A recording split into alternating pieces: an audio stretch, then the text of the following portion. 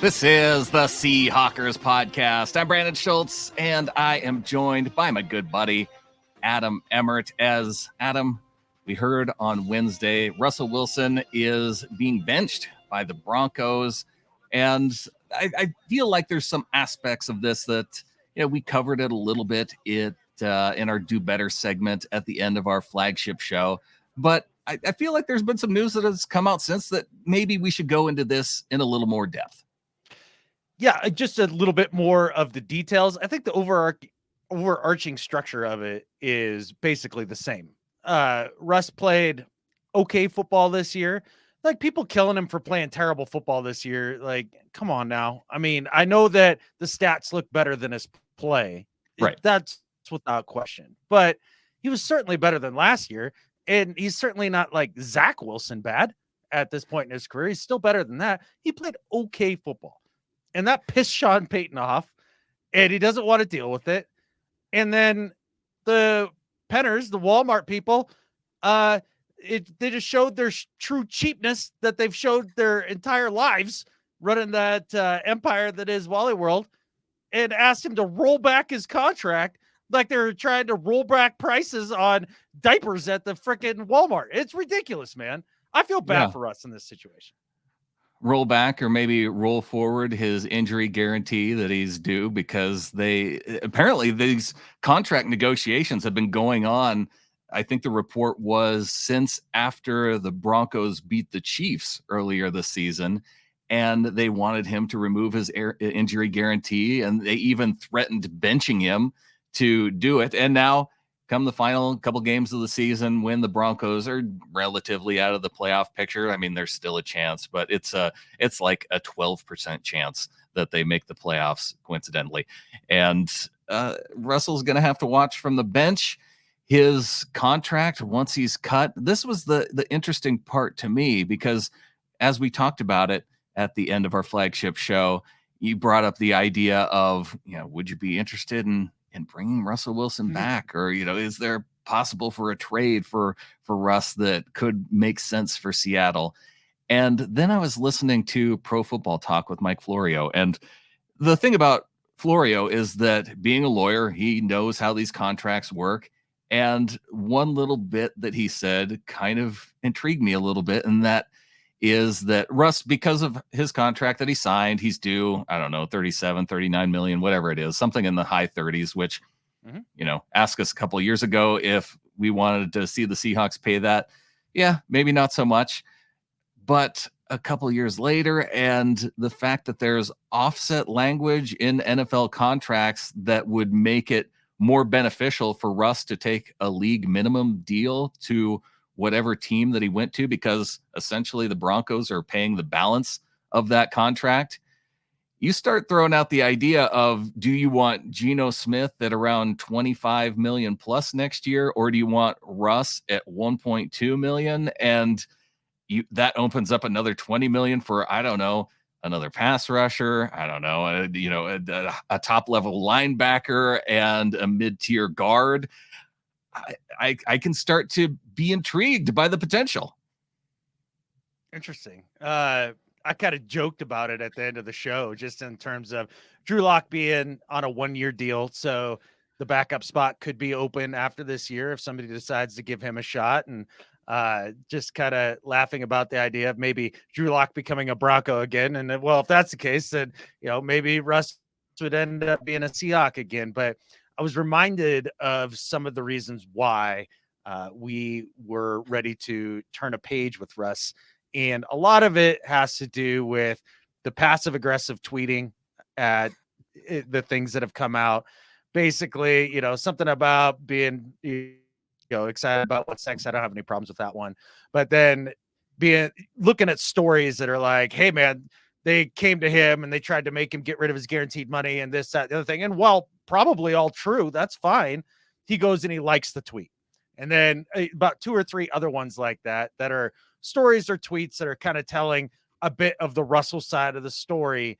And instead of just shutting up and moving on and taking your medicine, he still has to stick his nose in there, but he doesn't do it fully because he never has. He's always, like a little behind the scene, a little wink, wink, nod, nod on these sort of things.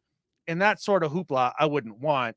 In terms of Geno at 25, Russ at league minimum, still give me Geno at 25, and then maybe give me Russ at league minimum and the Broncos pay the rest of the contract.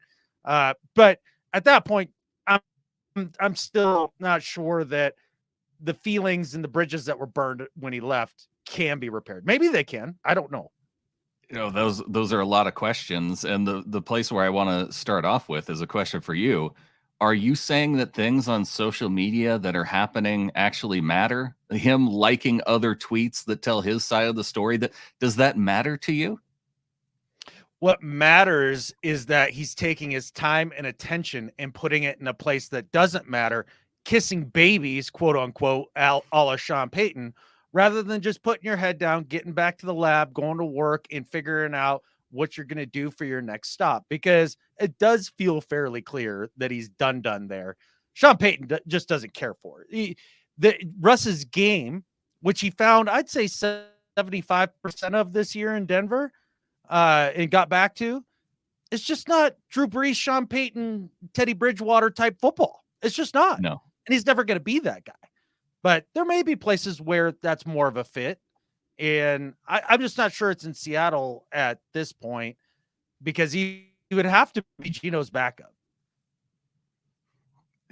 That would, I mean, probably, but the place that makes it more intriguing is then the cost savings at quarterback that would allow you to then add some more pieces, because it would be Russ coming back to Zach Charbonnet, Ken Walker, and then you have additional receivers. I mean, he's familiar with DK and Tyler, but then you add JSN into that mix.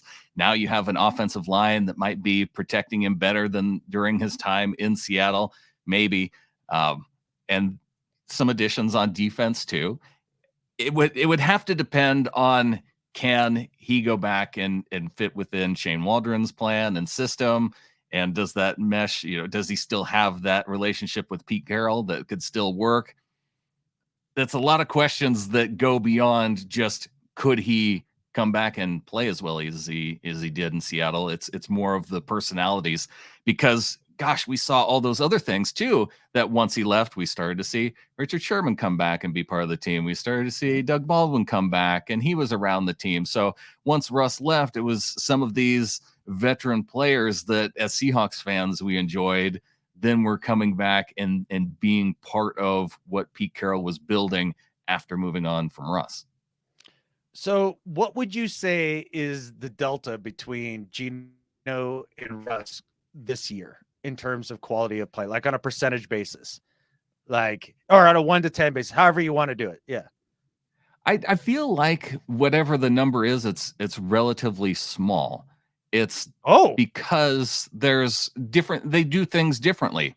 Geno works from within the pocket better than Russ does by a pretty wide margin. And Russ does the off schedule stuff, throw down field, make explosive plays type stuff, I think better than Geno does still. So where that delta then ends up meeting between those two factors, and again, how that fits in with what Pete Carroll likes to do. We've heard that he likes to make explosive plays and wants that to be part of the team's identity. Russ fit that part of the team's identity really, really well. So that's why if it just came down to the two and you're paying the two quarterbacks the same, then I would tend to lean toward Geno. But it was more the, is a $20 million difference or more worth whatever that delta is between their two skills? Wow, I tend to disagree a little bit here. So I think the difference between Russ outside of the pocket and Geno outside of the pocket, I will agree that's Russ's forte, and he is slightly better at it. But it's like this. It's about that much better than what Geno does outside of the pocket. The difference between what Geno does inside of the pocket and what Russ does inside of the pocket, I only have that much screen. So that's as far as I can make that delta right there. It's bigger than that. It's here. It's night and day. Russ, he sees, and Schlereth pointed this out to Cowherd yesterday as well on Cowherd's show. The second there's a flash of color, and we've been seeing this since he was last in a Seahawks uniform. where just a little bit of pressure and he's backing up, bailing on a pocket, creating sacks. Sure, okay, this offensive line is better than the one that maybe he left, but he also runs himself into so many sacks. You get older at the position because what is Russ going to be now? 36? Is that right? 35? Somewhere in their mid-30s. Yeah. Yeah. Yeah. Slightly so 2-3 years older for a guy who relies solely on mobility. And really he's getting to the point in his career where he doesn't want to be hit anymore. And that's when you know when a quarterback is done. Not whether or not they have the arm strength, this, that, the other thing. Tom Brady just didn't want to get hit no more. Brett Favre said it when he was done. It just, I can still play. I can still wing it right now. Didn't want to get hit no more. Same thing with Russ. He's approaching that spot. I think the difference between Geno and Russ at this stages of their career is honestly quite large. And I can't, you're going from a top 12-ish quarterback to 25th, 27th best quarterback in the league. That's a large delta. You think Russ is in the bottom 5 of NFL starters right now? Yes. Wow. Okay. Well, that would of starters. I'm not talking about the backups that are playing in place of starters. All that. But if you took everybody starting quarterback at the beginning of this year, yes, right. I think he is in the bottom 5. Okay. Well, to bottom 10. I guess that's where I'm at, and I'm open to the story, I guess, and that's part of the other thing that got me interested in it is that it's a fun story that he went away, came back. I feel like maybe there's a little retribution involved too for John Schneider then when he goes to negotiate contracts with Mark Rogers, Russell Wilson's agent. I feel like there's a little bit of John Schneider then getting the win. And I also think that, hey, even if Russ were to come back and then have success and then go to negotiate, because I think it would have to be on a 1-year deal. Can this work for one season? And that's, we have to have this time. There is no negotiating long-term deals. Then when it comes time for that deal to be made, it's like, hey, you've proven one thing. It's that you're a system QB. It works in the system. And we're willing to negotiate at system quarterback prices. Other teams are probably going to see that too. And then maybe have that benefit there. Depending on how many years you feel like Russ has left, it's interesting to work through. I think, like we've talked about, a lot of relationship things, a lot of actual quarterback things that maybe he can't do. And that, because as soon as you brought up the idea of running backward and taking sacks, I thought of, I don't miss that. I don't miss Russ running back out of plays and then not being able to escape and then taking a big loss and then being forced to punt. And again, that's one of those things. Do the big plays, then do the explosive plays offset that on other drives? Maybe not. And what we saw here in this year in Denver is the same Russ offense that we saw for the last 2-3 years of his time in Seattle, right? Deep shots outside the numbers, can't throw over the middle of the field. He did manage to figure out how to throw screens better. So maybe that really is a Pete Carroll Seahawks problem, not so much a Russ problem, but he got a little better at that. But right now he gets to checking down. I mean, he's a check down Charlie. Like he's Alex Smith minus at this point in his career. But one thing we do know is the one place where there was a coach that was able to accentuate his positives and try to mask his negatives. It was Pete Carroll. And that's something that's intriguing. I did hear Brandon Perna say that he thought the Falcons was a good destination for Russ as they continue through their quarterback purgatory. And, honestly, it made a lot of sense when you went kind of down the list of the different assets that are there, things that could help Russ, tall receivers, good running back, especially one who catches out of the backfield, an offensive line that's decent, a run first head coach.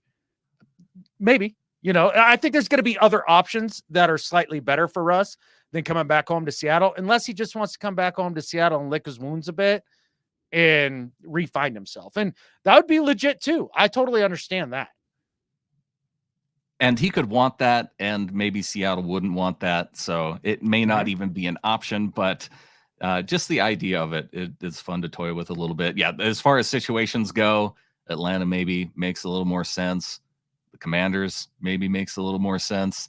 One of the teams that Florio brought up that makes sense, the Raiders could make a lot of sense just based on where they're at in their team and their quarterback situation. Russell Wilson is a Raider? I don't know. That's not going to help him resurrect this last portion. Oh, no. But the other thing we can think about, though, too, is this could be a lot like a Kurt Warner situation. It really could. Like, we always chalk it up as we know what's going to happen next. He's washed. There's nothing else that can happen. But this could be Kurt Warner injuring his thumb with the Rams, getting replaced by Mark Bolger, ending up in New York for the Giants, getting supplanted by Eli, hurting his thumb some more, couldn't hold on to the ball. Everybody thought he was done, then goes to Arizona and does what he does there and gets to a Super Bowl. That's not out of the question for us. It's not. Well, if there's one thing that I'm sure of, I do not want Russell Wilson in the NFC West, whether it be Arizona, the Rams, none of those options. Keep him outside the NFC West. I don't want to see him unless he's backing up Geno Smith. I'd be totally fine with him staying in the AFC even. Like that'd be fine there. But I do feel bad for him because I do think he got a bit of a raw deal here. They're not done in terms of their chances for the playoffs. And I don't care who you are. You cannot sell me for 1 second that Jarrett Stidham absolutely guarantees you a better shot to win the football game. You can argue for it. Okay, maybe, but nobody knows. He had one great game as a Raider. Fantastic. Matt Flynn had a fantastic game as a Green Bay Packer. Didn't translate into squat. Could be the exact same thing with Stidham here. I think Russ deserved the opportunity, and the team deserved, because it sounded like they were very shocked. You listen to Jerry Jeudy talk about it and those sort of things. Deserved a chance to maybe see if they could eke him into the playoffs, recapture some magic, up his trade value, get onto a team that a coach that isn't actively trying to stab him in the back and get him out the door as fast as possible, even though he knew that was the quarterback that was there when he took the job. There's a little sliminess from Peyton here that I don't love.